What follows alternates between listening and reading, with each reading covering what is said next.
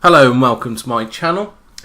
I am BeardedDev and this is SQL Sunday quiz week 2, and it's going to be all about integration services.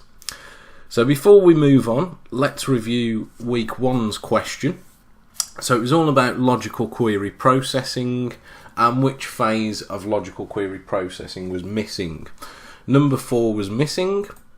And of course the answer was having, so well done if you have got that correctly.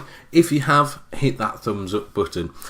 Let's move on now to the question for this week, which is about integration services, or SSIS. So the question is, which of these statements is true? One package can have one or many projects. One project can have one package. One project can have one or many packages, or one package can have one project. Let me know your answers in the comments below. Either put the answer number or write out the answer, either's fine. Also, if you haven't already, subscribe to the channel. I have lots of great content on business intelligence, SQL programming and data analysis.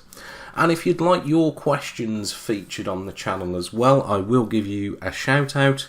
Send them across to askbeardeddev@gmail.com, and if they're suitable, I will give them a post. Thanks a lot for watching.